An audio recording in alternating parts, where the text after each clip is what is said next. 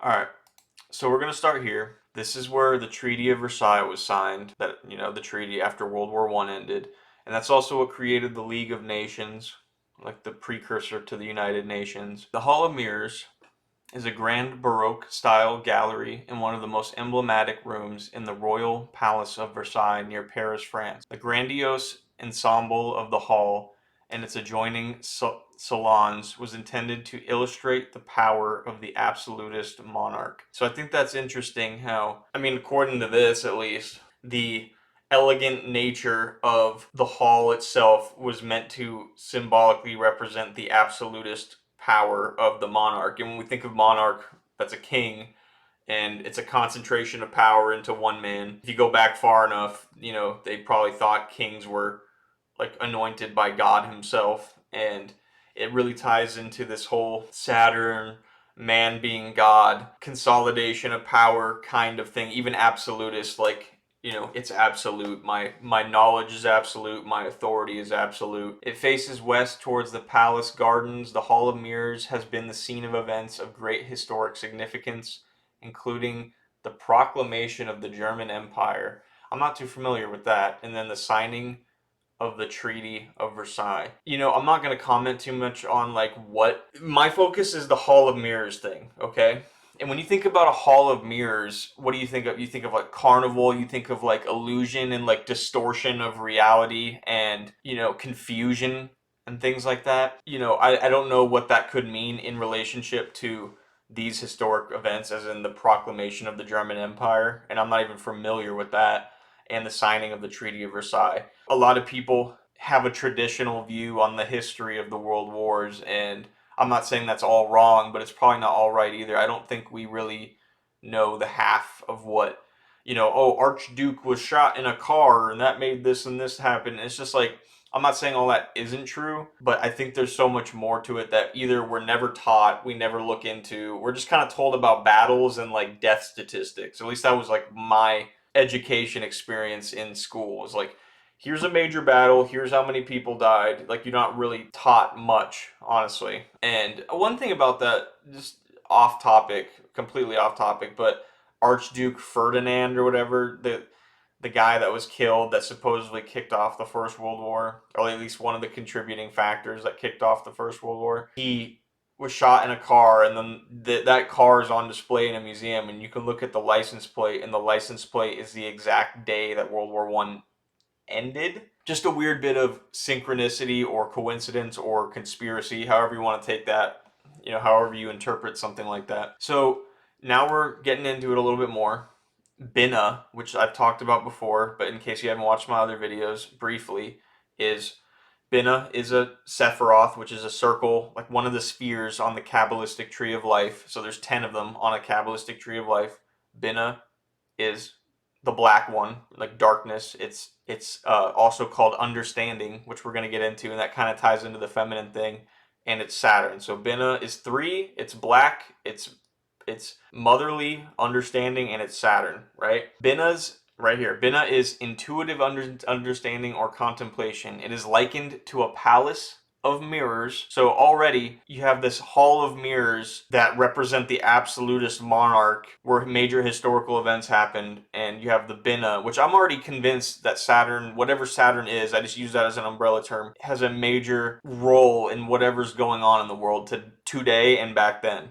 And at least symbolically or like conceptually, I don't necessarily like I just, like I said, I use that as a umbrella term for a lot of things. I don't necessarily mean the planet in the sky. So it's likened to a palace of mirrors that reflects the pure point of light of a chakma, wisdom, increasing and multiplying it in an infinite variety of ways. In this sense, it is the quarry, which is carved out by the light of wisdom. It is the womb, which is you're going back into the feminine thing, which gives shape to the Spirit of God. On a psychological level, Binah is processed wisdom, also known as deductive reasoning. It is blah blah blah, understanding one idea from another.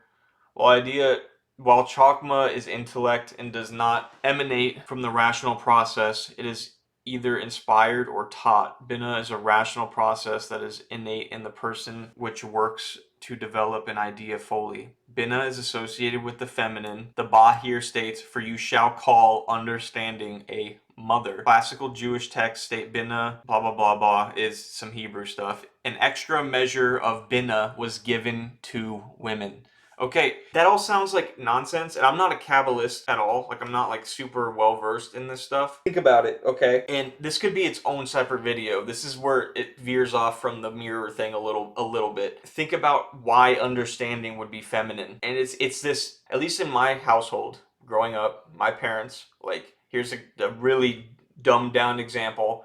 The dog pissed or shat in the house. My dad's like, yell at her and put her outside for a minute so she knows she did something wrong. Let's correct the behavior. My mom, no, that's too mean. Don't yell, don't correct the behavior. It's an understanding thing. And see how it says an extra measure of bina was given to women? It doesn't mean men don't have that component in their temperament, but women have it more. And I think that's true. I know people don't like to acknowledge that nowadays, that there's differences between men and women, but if you've ever talked to men and talked to women, generally women have more of that bleeding heart, understanding, empathetic component to them. And I'm not saying that's entirely bad, but when you think of understanding, you always, generally, most people would think that's, broadly speaking, a good quality. And I'm telling you, it's not always a good quality, because sometimes you need to have justice, you need to judge things, and you need to make distinctions between right and wrong, and you need to correct behavior. And it's actually hindering someone's development to not do that, to not correct them. And it's actually not virtuous to do that. Everyone deserves second chances. Everyone deserves mercy, depending, I guess, on what you did. But I'm not like the final authority on that. I'm sure just when you die, or God, if there's ever some final form of judgment, they'll take care of it there. But people deserve a shot at redemption. So I'm not like undercutting this. Tucker Carlson said in an interview, right? He's talking about how when he would argue with his wife, he would be like, not argue, when his wife was talking to him about something that upset her, right? He would be like, oh, he's like, of course, my first instinct is to go, here are the 5 things you need to do. So it's like solution, action-based thought process, right? As a man, that was like his instinctual response. And yeah, he was talking to Gavin McInnes in that interview. Whatever you think about those people is irrelevant. And he was saying, right, like Gavin McInnes was like, right, like I totally agree. That's where that's my thing. That's my instinctual response as well. Tucker Carlson would say his wife would be more like, I just want someone to listen and understand. And that's been my experience generally with girls as well. Like, they don't want to hear a solution. They just want you to listen and understand and empathize with what is going on. They just want to talk, basically. And that's okay. I guess I can like appreciate that. But to me, I think that's more of, you got to address the problem and solve it, right? So I think that's more of an appropriate response. Maybe I'm biased because I'm also a man, but I agree. It's in the feminine temperament more. And I'm putting it on a very individual level, but you can go more broadly. Like, think about, I hate to even go here, but politically, left-wing politics are more feminine in nature, symbolically speaking. The DA of San Francisco, he's not the DA anymore, the district attorney, but like the whole attitude of like a soft stance on crime. That's the feminine, like, oh, well, think about how he grew up and like the economic status and yada, yada, yada. Basically, anything to abdicate someone of personal responsibility through the guise or possibly sincere vehicle of understanding. And I'm sure you guys get what I'm saying. And it makes sense that that's a left-wing, it's a component to left-wing politics, because if Saturn was a government on Earth, it would be some version of communism, at least in my estimation. I'm not saying it's going to be like Soviet Union exactly. It's going to, like, if we see that again, it's going to be an evolved form of that. If there was a government manifestation of what Saturn is, it's along the lines of a communist. It would be more of a communistic government. 100%. This is just one way I'm trying to explain that to you. There's other examples I could give, but this is just one. I hope some of that makes sense to you guys. That's a little off topic. I'm going to get back to the mirror thing. But the mother thing, the feminine thing, will come up again. In its role as the ultimate object, as opposed to Chakma as the subject, its role is similar to the role of Shakti. In Indian mysticism, it is feminine, again, because it literally gives birth to the whole of creation, providing a supernal womb, with Chakma providing the raw energy. Again, I'm not a Kabbalist, so I don't know about all these other Sephiroths as much. I'm kind of into the Saturn thing, so Binah is like the one I kind of focused on. The name of God, there's a jet flying by, the name of God associated with Binah is Jehovah Elohim. The archangel that presides over it is Hazphekiel, which again, that EL, you see the EL, the L and L. Anytime you see EL, it's Saturn. So you have El or Elohim, and anytime you see the suffix of EL, it's generally Saturn. Like that has some big implications about it, saying Jehovah and Elohim are Saturn, because that puts a lot of like institutionalized religion into question. And I obviously like the Bible, and I don't mind if people are individuals or members of other religions and stuff, but I can't just ignore that. There's something there, and I'm not going to say I understand it completely or anything. This isn't it, but there's a ton of other stuff that implicate Jehovah and Elohim being Saturn. The order of angels that resides in it are the Aralim and thrones, and the planet associated with it is Saturn. Okay, so this goes back into the feminine thing a little bit. Matrix, the word matrix, Latin matrix from mater, in how they used to say mom. Like I remember playing a Assassin's Creed game. It was okay. I didn't finish it. Doesn't matter. Assassin's Creed Odyssey. It took place in like Greek times. And whenever he would say father, it would be pater, like paternal. And then when he said mom, it would be mater, like that. And what's also pronounced matter or matter, it's matter, like the thing that makes up everything physically. They're derived from the same word. So matter and matter or mother are like the same thing. And matrix, the womb, the cavity in which the fetus of an animal is formed and nourished till its birth.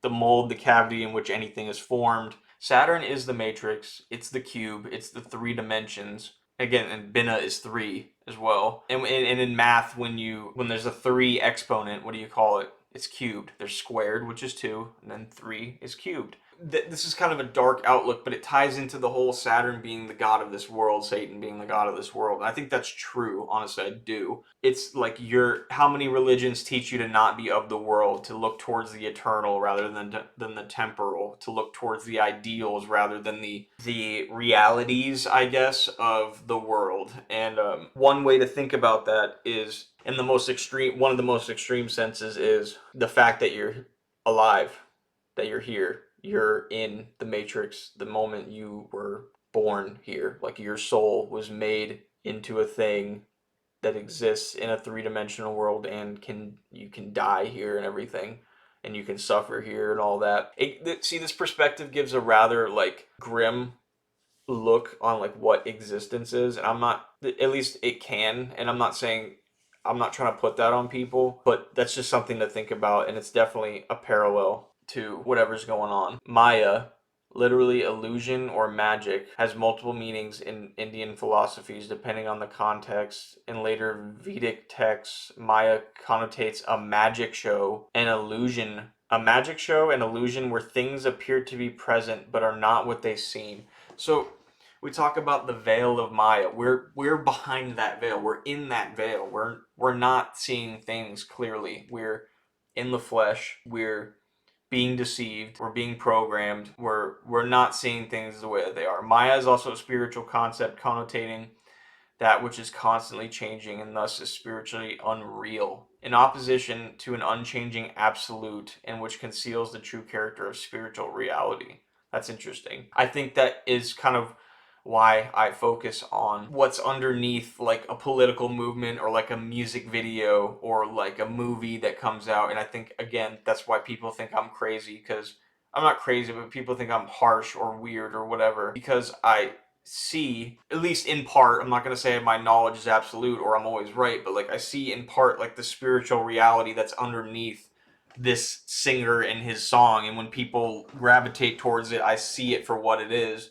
And that's why people are like, oh dude, just calm down. It's just, I'm not trying to control people. I don't, at the end of the day, I know I can't control people. All I can do is show them this, and hopefully it makes some sense and they change course. But I think that's why I take things seriously, essentially. Maya is the powerful force that creates the cosmic illusion that the phenomenal world is real.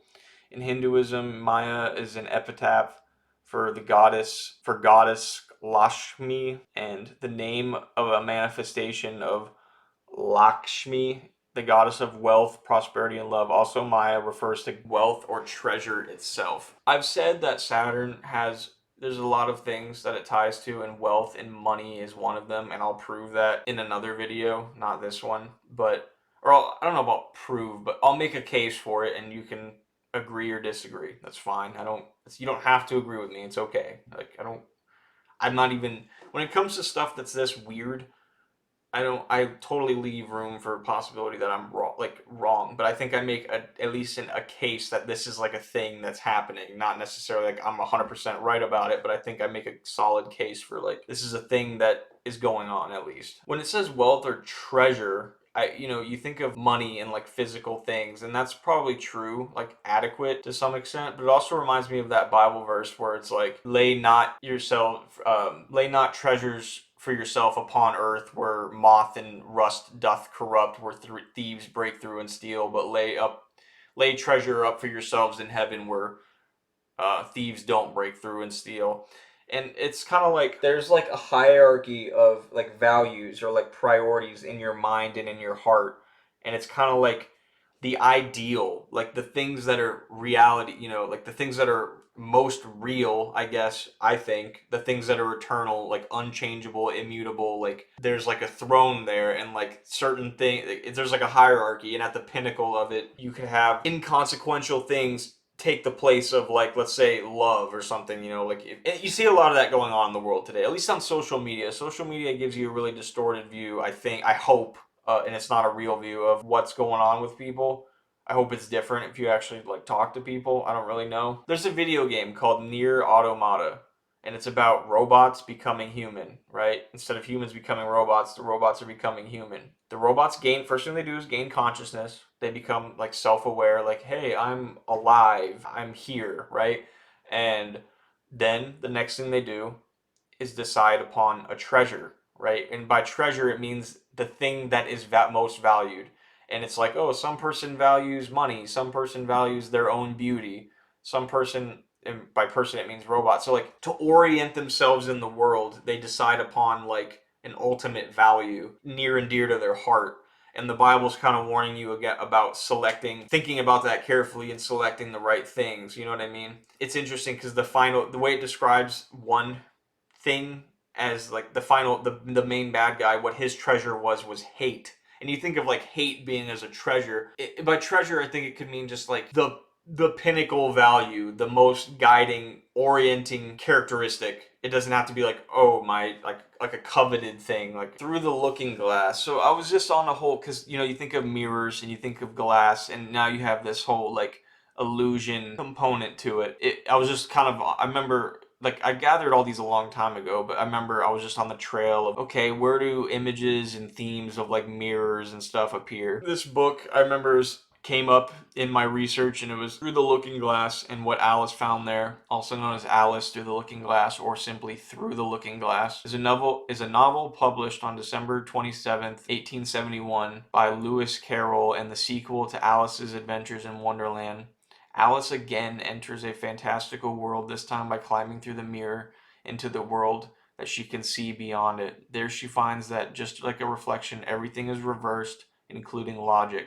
For example, running helps one remain stationary, walking away from something brings someone towards it, and chessmen are alive, nursery rhyme characters exist, and so on. I've seen a lot of people describe like what's going on in the world as like, clown world, and we'll get into the clown thing as well. And I'm telling you, or like we're an upside down world, like where wrong is right and right is wrong, and things are getting switched up on us, and there's just we're in like a confused state. And I think that's true, and I think we're getting more and more towards that. Oh, see, and back here when we were talking about Maya refers to treasure or wealth itself, I missed a part, and it says, in Buddhist philosophy, Maya is invoked as one of the 20 subsidiary unwholesome mental factors. That's interesting. 20 subsidiary unwholesome mental factors responsible for the deceit or concealment about the nature of things, right? So he's trying to be enlightened, and there's things in his mind and heart that we have to overcome. Maya is also the name of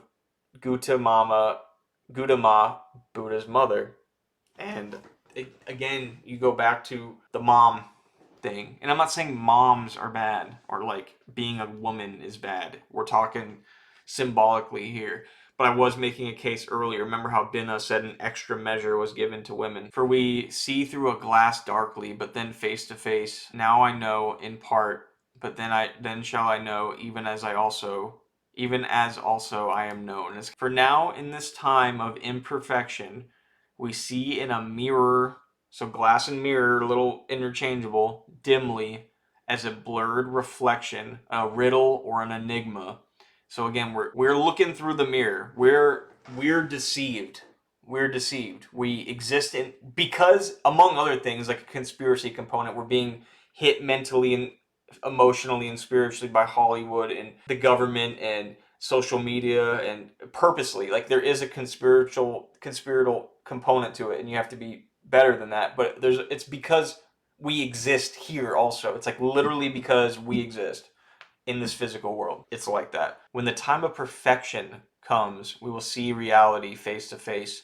Now in part, now I know in part, just in fragments, but then I will know fully, just I have fully been fully known by God. To take it at face value and not try to like make complete real world sense of it. As long as we exist here, your knowledge will never be complete. You'll never understand everything. You can definitely work towards it, but you're never gonna have complete knowledge here. When the time of perfection comes, and and you meet, maybe that means like when you meet God or when you pass on, you'll see things for the way they were. I kind of hope that's what it's like when you die, that a great truth is revealed to you. I would hardly think of anything better than that, other than being reunited with people that you loved that died. That's like the two things. Like, and honestly, if you look up apocalypse, that's what the word apocalypse means. It means a revealing. It means the unveiling, right? So when the apocalypse happens, we think of that as everything falling apart, which it probably will be. But that's when we're gonna become.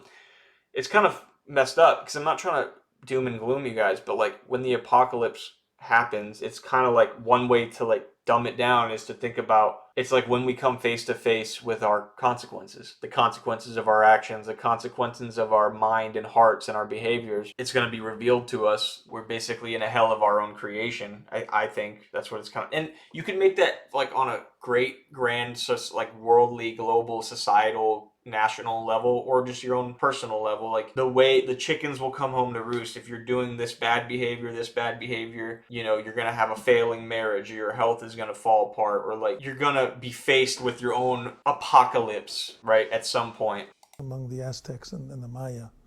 And the story goes that in the beginning, as in many paradisical stories, in the beginning there was a period of time where heaven and earth were close together. Where the beings who existed could speak to animals, where divinities and humans were almost on the same plane. Our ancestors and divinities were close, and they all had the same powers of seeing, of observing. But in the Mesoamerican case, what happens is the deities, for some reason, they become jealous that the ancestors who are closer to humans, who have not yet been created, have the same powers that they have.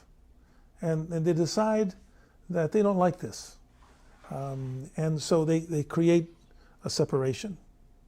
And the way they create the separation... By paradisical, he means paradise, related to paradise. Think like Garden of Eden and stuff. Like when we were closer to God. And by closer to God, I mean it could be like literally, but it also could mean like if you want to think about it psychologically or metaphorically, when we were closer to the ideals, and now there's a separation, and now we can die and stuff like that. I don't know if there was like historically a time when we were actually like above sin, but that does seem to be a common theme. And one way I've seen a lot of Christian people, and I think it's even in the Bible, sin separates you from God. So like God's the ideal of like whatever. I'm not saying he's merely a psychological construct of an ideal that you made up, because he's much more than that. But you can also conceptualize it that way, or as a goal, right? And that's one way it can make sense to people who like repulse at the word like sin and God. The doing wrong things separates you from where you want to go. It separates you from the ideal, right? Like it separates you from your potential. They cast a spell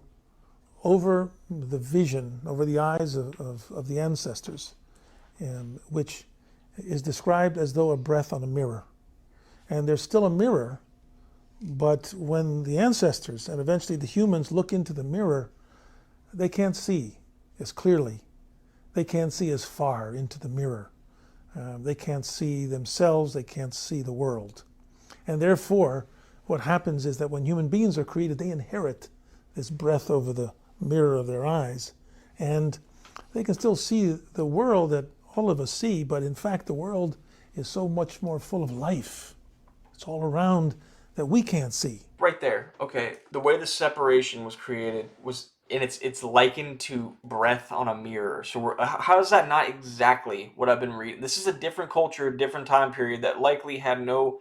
They didn't have the Bible. They didn't have Kabbalah. So how is that make sense? Someone make sense of that to me. Why they're saying the same shit and why they're using the same analogy of like a mirror. Isn't that crazy?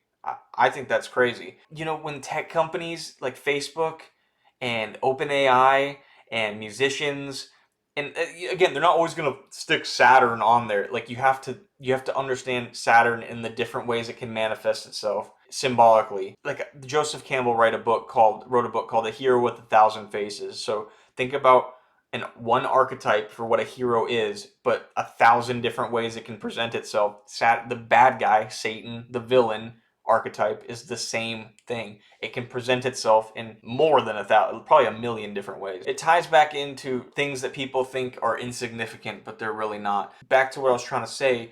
That's why I take personal offense. Like, so when Deadmau5 gets on the stage, right? The EDM artist, and I don't care if you're a fan of him, that's fine. I don't, whatever. But I'm speaking for me, so let me speak for me. When he gets on stage in a big cube and he calls his fans the Horde, and he makes songs called like Matrix with a cube, or he makes songs called Saturn with like a matrix technological cube and stuff. And he's not, I mean, I guess what more could I ask him for? Like, other than to get on the stage and just straight up tell people what this stuff is. Enough of this like passing code underneath people's noses. Sure, it's their own ignorance. Like, they are telling you in a way. Facebook calls themselves Meta. I did a whole video on that. You know, when they announced the name change, they had Saturn in the center. Cryptocurrency, crypto.com, they have the hexagon logo. Their staple cryptocurrency coins called Chronos. It's just like, I don't know how people don't pick up on that stuff. I feel like I'm being insulted when they're doing stuff like that. I feel like they're tapping into something spiritually, symbolically. They seem like bad people to me.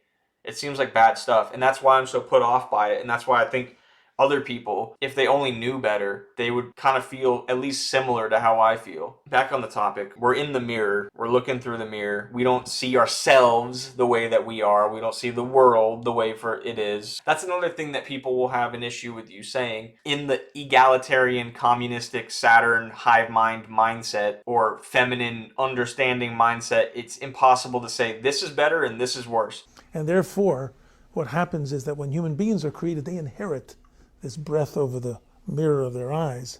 And they can still see the world that all of us see, but in fact, the world is so much more full of life. It's all around that we can't see. And therefore, the divinities can see. They can see inside of trees. They can see inside of our bodies. They can see through mountains. They can see great distances. All things that we cannot do.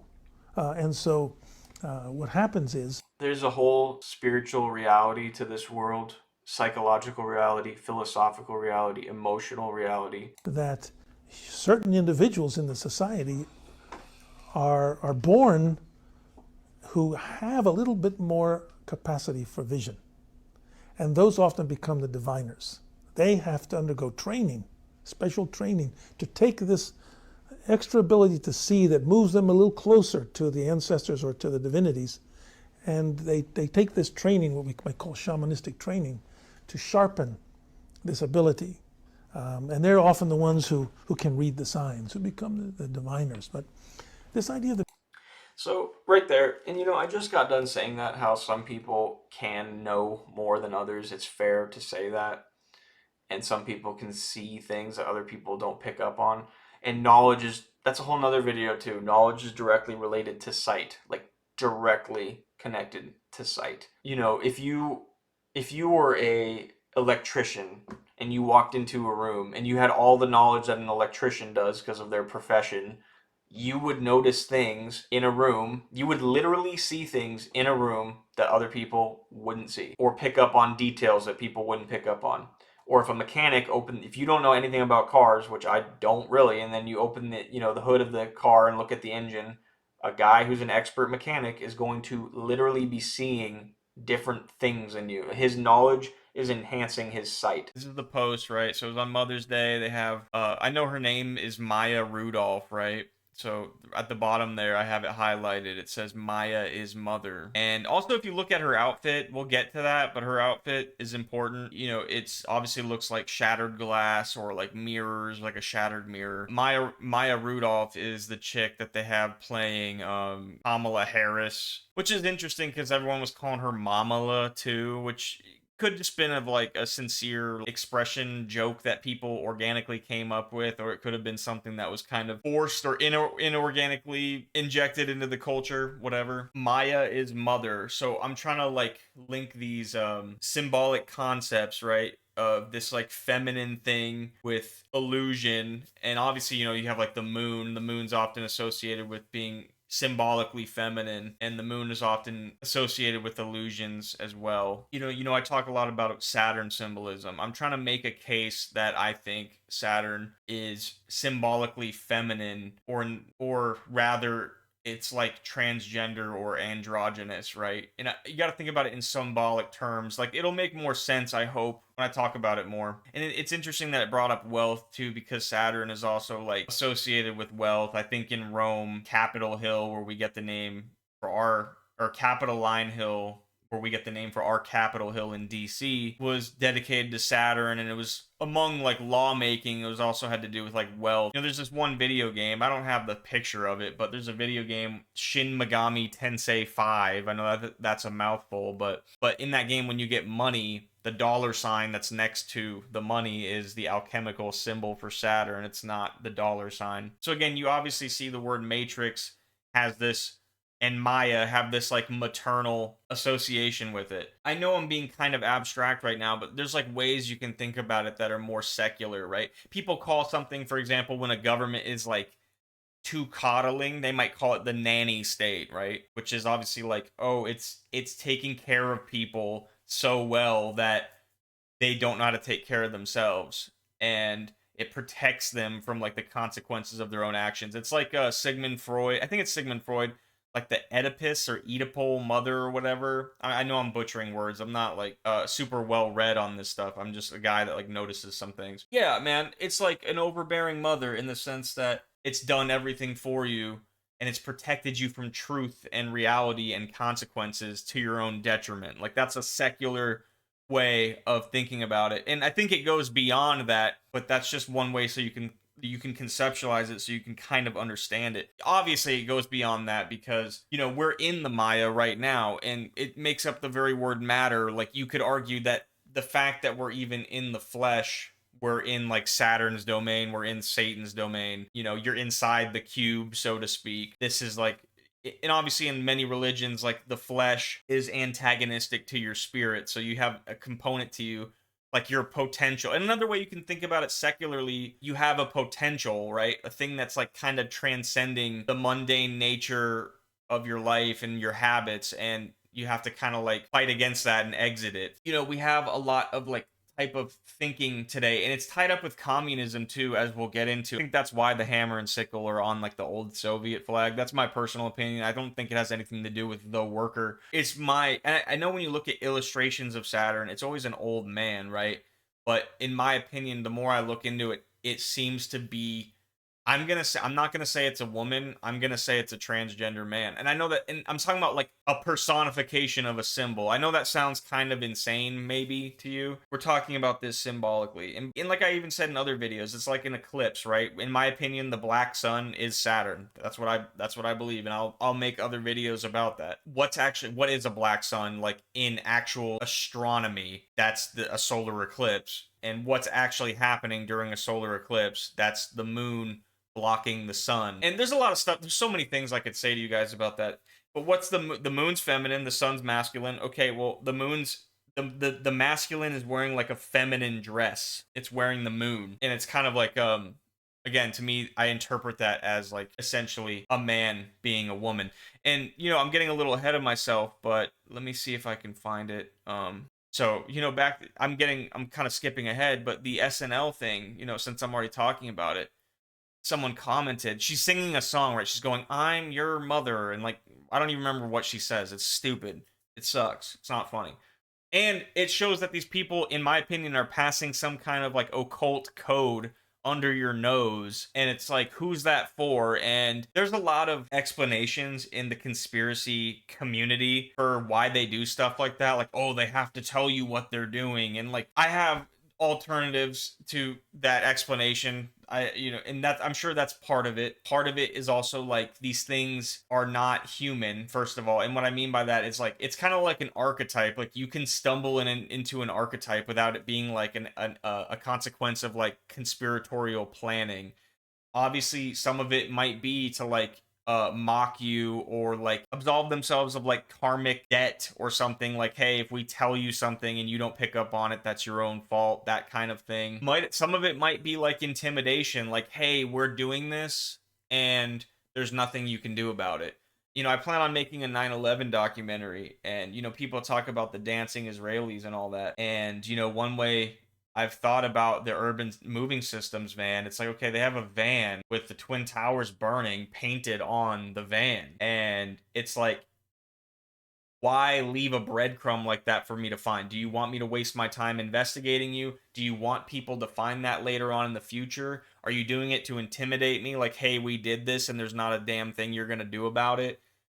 Is it so they tell us what they're like? That's like leaving a photograph of you at a crime scene. It's like, why? What's the psychology behind that? What's like the spiritual explanation for doing something like that? I got a little off track with that diatribe, but who is RuPaul? RuPaul is a famous drag queen person, a guy that dresses like a woman, right? So you have Maya's mother, dancing around singing a song that is a RuPaul song. Like, this stuff is not an accident. And I'm not necessarily saying, oh, it's a group. In this case, it probably is literally people making this decision. It's not an accident that that's the song. I'm just saying it's not an accident her name is that. It's not an accident they did that on Mother's Day. It's not an accident that she's singing that song in particular. That's a RuPaul song. And this is like old conspiratorial crap. It's like, again, this is all stuff I learned like over 10 years, right? I'm just now bothering to tell you guys. So I'm not necessarily hung up on some of this stuff anymore, but I think it's all important for me to share with you just for posterity, and just because I have like a guilt of not saying it feels like a monkey on my back for not doing anything with it. And I think everything, even if it's information that you outgrow, I feel like it's still important for me to share it, because everything that I learned kind of got me to where I am today. I don't know if it's in this, but there's some other information where I was kind of highlighting like the symbolic association of like good with like life and hope, things like that, death with despair and the world and all that, right? And we've all heard Jesus, like the word took on flesh, and that was Jesus. And I had a screenshot of something. It might be in here. I might put in another video where it's describing the Antichrist. And obviously Jesus like defeats death in like a literal sense by resurrecting. The Antichrist was described as the world took on flesh, and I thought that was accurate. Kali from like Hinduism, again, a feminine figure. See how she's got the tongue out? That's why I'm including this picture. And I could go off on a tangent about Kali as well. They put her image on the. I'm gonna start cussing because some of this stuff is so outrageous. It sounds like cartoon world stuff. They put her image on the Empire State Building at one point to make it a. They're like the explanation was like, oh, we're hurting the planet, climate change or something like that. So they projected her weird like demonic face all down the Empire State Building. Very weird. Kali associated with Saturn, death, black skin. In my opinion, the swastika. Everyone's like, oh, it's a Hindu symbol. It actually means like a good thing. It's like, I think swastika is an X. An X is a symbol for Saturn. The swastika is interchangeable with an X. It represents Kali in many ways. I'm not going to get too into the Nazi stuff, but just on its face, if you know Saturn is death, okay, the Nazis have the swastika, which in my opinion is a death symbol. They have the black sun. They have Thule. They have the Totenkopf like pins on their collar, which is like a skull and crossbones. There's all this stuff. Their uniforms are black. Like, I think it's pretty obvious what that is. You know, I could make a whole video about that. So Kali is seen with like her tongue out all the time, right? And this is how she ends the song "I'm Your Mother" on SNL, right? So she says that and then she sticks her tongue out like that. Like, people, I know people probably think I'm reaching. That's not an accident. Like, that is 100% intentional. And here, okay, oh my god, let's look at this. Oh, here's Katy Perry in a similar outfit. Oh, why does the outfit look almost the same? It's like this shattered glass thing, this broken glass thing. She has an X across the chest. I'm gonna get into Madonna, not in this video, but when I'm talking about X specifically, I'll get into it. She changed her name to Madam X, and the things that she was saying, the things that she was making, you have to be, it's so obvious once you know about this stuff. It's so easy to pick up on. You know, she's sticking her tongue out like that. She's basically got an identical outfit on to Maya Rudolph here, and they're both making that face. And in my opinion, you don't have to agree with me. They're doing it because of that. That's why they're doing it. And again, this isn't something I understand myself entirely, okay? Binna, right, is likened to a palace of mirrors. That's where you're kind of getting this, I believe this is where you're getting this outfit. It's like being in a fucking carnival funhouse thing where there's just mirrors everywhere. It's likened to like illusions and stuff. And obviously there's like witchcraft, like mirror. I don't know. A mirror could be like representative, like it could represent just kind of like self-reflection in the sense that you're taking like personal inventory of yourself and like personal accountability kind of thing, but it's also representing this like illusory thing and this like fake reality thing. I was talking about Nazis in World War II. The Hall of Mirrors. I don't even know how to explain this stuff, really. It's like beyond my comprehension to some extent. What are the odds that something like that is signed? You know, the Treaty of Versailles, we're like, oh, that's why Germany did what they did in World War II. They felt like disempowered. Like, that's what conventional like history class taught you when you were a kid. And it's signed in something called the Hall of Mirrors. And I just showed you that the Palace of Mirrors and all this stuff is associated with Saturn. And then the Nazis themselves use all this Saturn symbolism. You know, there's an old meme about like, it's like a dad, it's two stick figures. It's like a dad and a son at a table. And he's like, hey, the kid's like, hey, dad, you know, like the good guys lost the war or whatever. And the dad's like, you still believe there was a war? And it was like Babylon wages war on Babylon, blah blah blah blah. It's like in Dark Souls 2. I don't. I'm getting ahead of myself. I'm going off the rails because I'm making connections that you guys probably aren't, or using examples that you guys are probably not familiar with. Babylon wages war on Babylon. It's like it's different masks on the same face. It's like Shakespeare, the world's a stage kind of thing, and that's kind of what I believe about this stuff. I don't know. It seems like at the tippy top of it all, if they're not outright, if we're talking about like the context of World War II, if they're not outright cooperating with each other, like the supposed guys that are fighting each other, they're at least symbolically, spiritually, ideologically, philosophically tied up with the same thing, which makes it almost like meaningless who wins, right? It makes it almost pointless. It makes it almost like, what's the difference if they're both like Death Saturn cult worshippers, right? But it might go beyond that. It might be more than just like an ideological similarity. They might literally be running a scam on people, and it's like fake history, and the war was not for any reason that we said it was, or that they said it was, right? I could make a whole mess of videos about Naruto. It used to be, you know, it's one of the first animes I ever watched. I loved this stuff when I was a kid. I still love it now.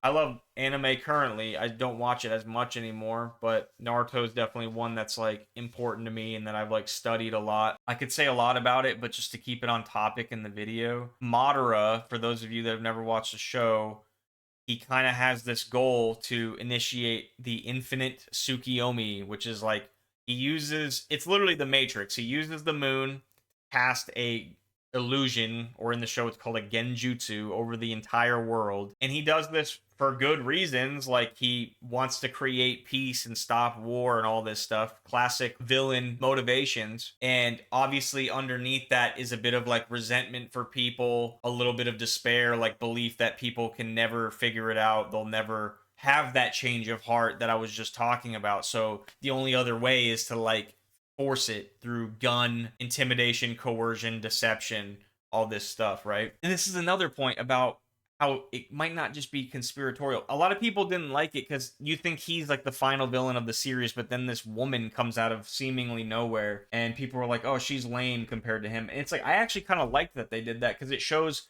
even behind like the villain, there's like something else that's more of like a distilled representation of what their like ideology or psychology is, and the villain is more of just like a broken person that got consumed by it, if that makes sense. The current Madara is the perfect example. He's become just like Mother. No longer Indira's reincarnation. He's obtained the Ten Tails power and is getting close to me, and is trying to attain even my mother Kaguya's power. The infinite Tsukiyomi doesn't just cast a genjutsu over you, it keeps you trapped inside genjutsu dreams so that the caster can use your individual power while maintaining you're attached to the roots of the divine tree and turned into living slaves. If all chakra were to be reunited into one again, a new chakra fruit would take shape. Madara, again, I already explained what his goal was. He wants to put everyone into a perfect little dream world because the world's fucked and it's doomed, so this is the only way out of it. He thinks this is all his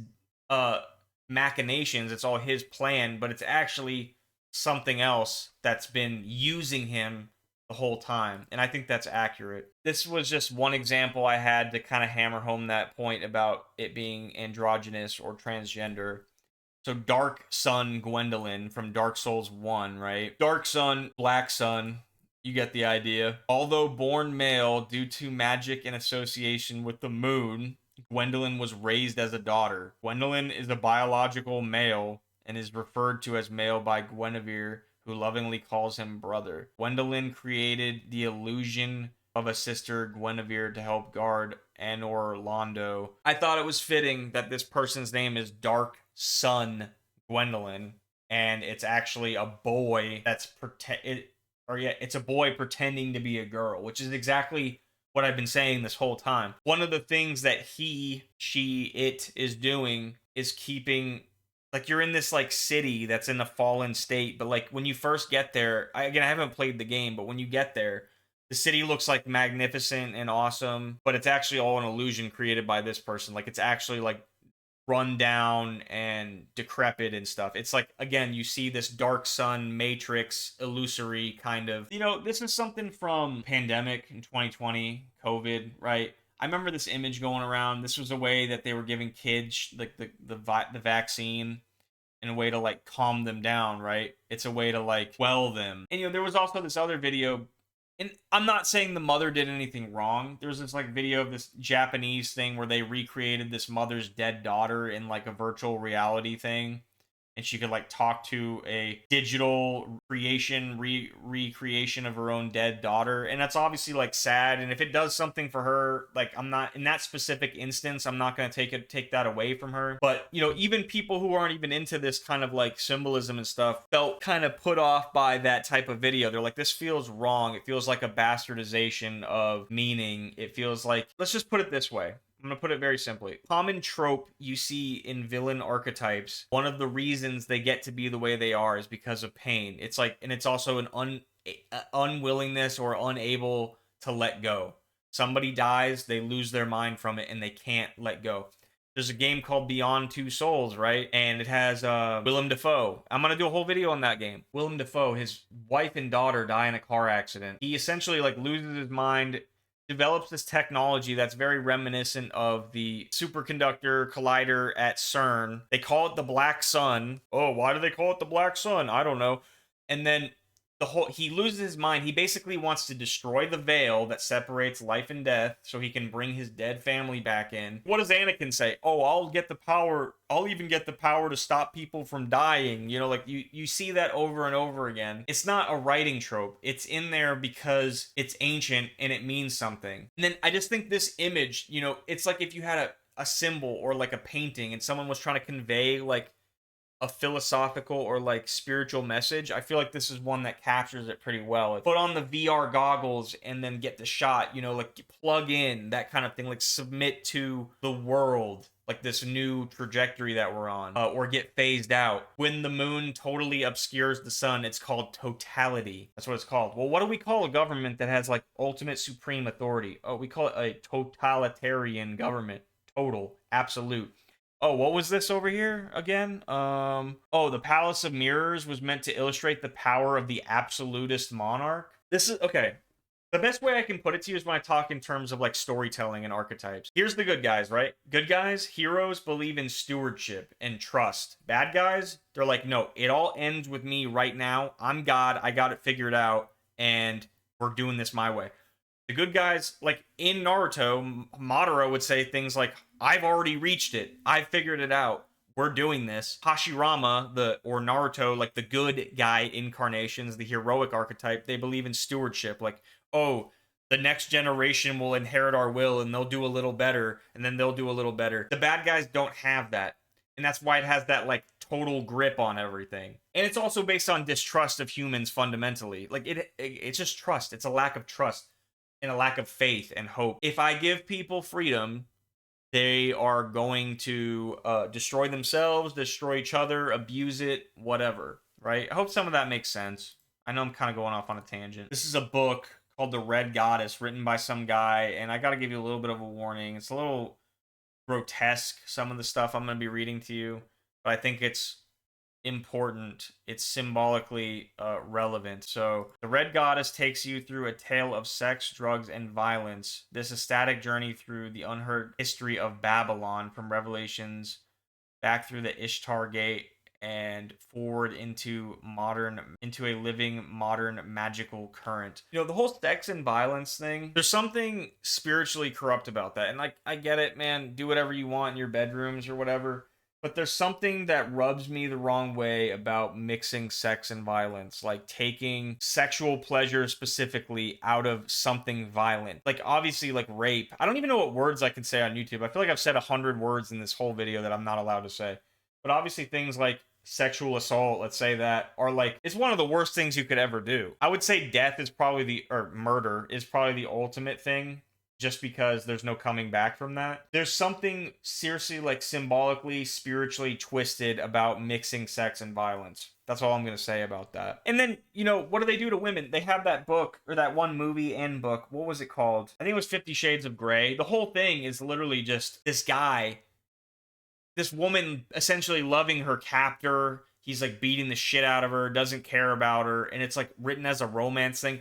You see how they try to like talk about mirror world, right? Talk about the mirror being like a twisted inversion of everything. The black sun's a twisted clone of like the normal sun. They're trying to usurp or destroy the sacred and replace it with profane stuff. So like, yes, let's love pain, let's love tragedy, let's love our abusers, let's love this stuff, rather than. So this is some of the chapters from the book. Goddess of love, goddess of lust, blood red roses. The rose itself. Again, I'm not saying if you like the rose as a flower, like it's a pretty flower, I get it. But the rose, you know, look up like May Day, May 1st, like International Socialism Day. Like I was trying to make that parallel between Saturn and communism earlier. This is another overlap of that. Like the Labor Party, often there's in left-wing like communist political movements, the rose is a common symbol that's used, and that's not an accident. So I just wanted to bring that up. I could do a whole video on roses. That's a bit of a detour. Obviously all these things overlap with each other, so it's hard to like stay on target.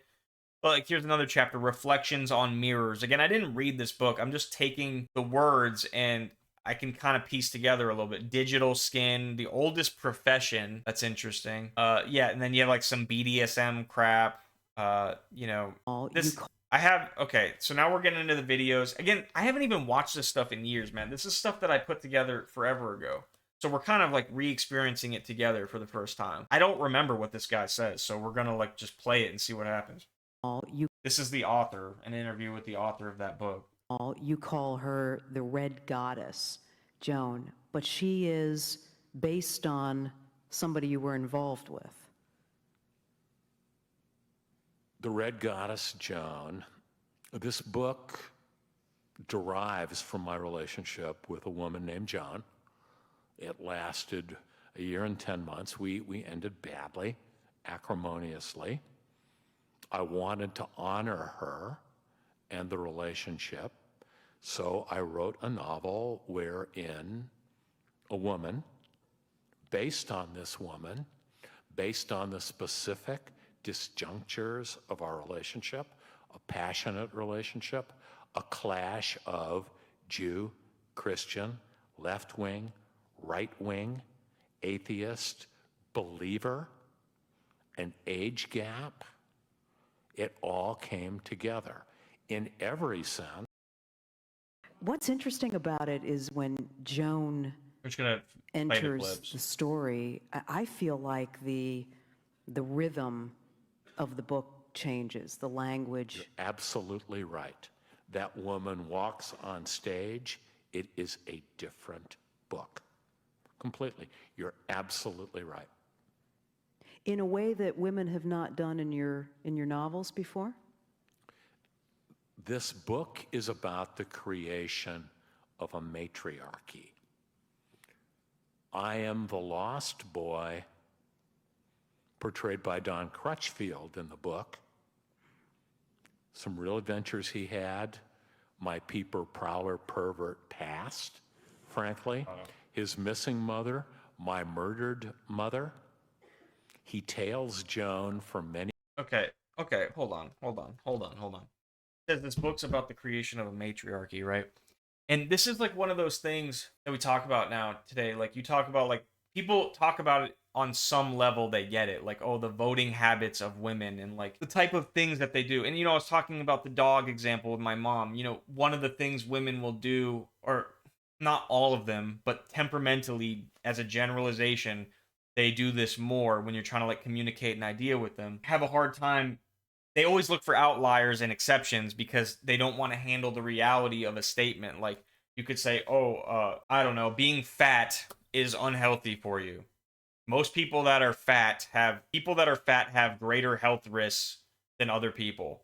Or this person is fat, this person is overweight. Like they might hear that. And I get, like, there's a place for that nurturing element, but this is again where we talk about understanding when it starts to not be a virtue, when it starts to like incentivize. But my point is about the way that they think. In some cases, it's like they can't handle a generalization or something like that. They have to look for like, but not all, or here, so that therefore your point is wrong. Like this psychological need to make everything equal, egalitarian, like a communist. It's tied up politically.